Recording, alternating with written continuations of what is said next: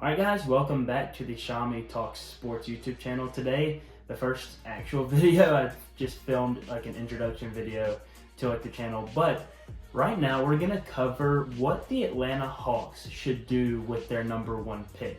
Now I think a lot of people know what the Hawks are going to do. Me personally, I think it could get really complicated, especially these hours leading up to the draft, which this video should be coming out around those hours leading up to the draft. I think the Hawks, I've narrowed it down to 3 options, and we're going to cover all 3 options. And like I said, I think a lot of people know what the Hawks are going to do. I'm not so sure. I think the Atlanta Hawks are one of the most complicated to figure out teams in the NBA right now. So what should the Hawks do with their #1 pick? Let's talk about it. Okay, let's start with the first option, in which I think is the option that most people think the Hawks are going to go to, and that is draft Alex Sarr. Now, Alex Sarr, 7-footer out of France, didn't play college basketball, played overseas, but I think a lot of people, and myself included, believe that this would fill a void on the Hawks roster that they desperately need to, which is presence in the post.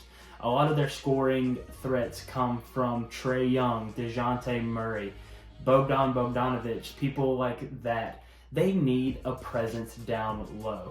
Whether that's drafting someone like an Alex Sarr or another option, which we'll talk about, potentially trading for somebody, I think the Hawks desperately need to fill that gap. I think this is the safest option. I don't know if it's what the Hawks will go to, but if I were to bet money on it, I do think the Hawks will go to Alex Sarr with their #1 pick. But I think it could get a little bit more complicated, and let me go over the other 2 options of what the Hawks could do with their #1 overall pick. Okay, option 2 of what the Hawks could do with this #1 pick is draft somebody else, not Alex Sarr. I'm looking at the projections for the NBA draft, and the #1 person on this leaderboard is a guy named Zaccharie Risacher, and I might have completely butchered that name, but he's the current #1 projected player in the NBA draft out of France, and he's a small forward. Now, the Hawks don't necessarily need a small forward as bad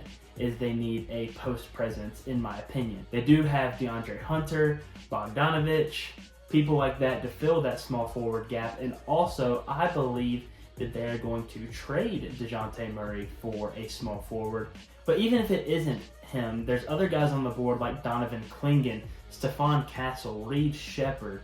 There's a lot of talent in this draft, and unlike drafts in years past, I don't think that the #1 pick is a foregone conclusion. Now, I've gone over my reasons for why I believe they should draft Alex Sarr, but that doesn't necessarily mean that they're going to. I believe Donovan Clingan could also be a great fit for the Atlanta Hawks. He is a little bit more of a dominant post presence, in my opinion. So Donovan Clingan's another good option. Stephon Castle, obviously Reed Sheppard. There's a ton of guys in this draft that the Hawks could go to, and really it depends on what you believe their biggest need is.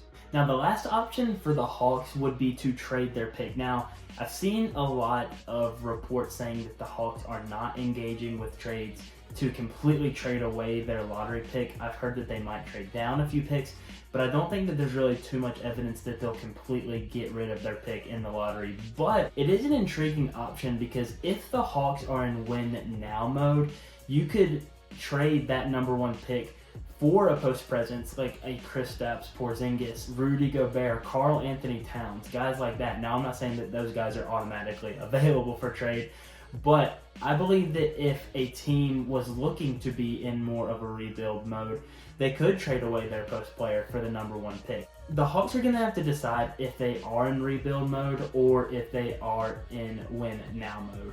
If they're in rebuild mode, obviously keep this pick, but you could trade that #1 pick for a post player.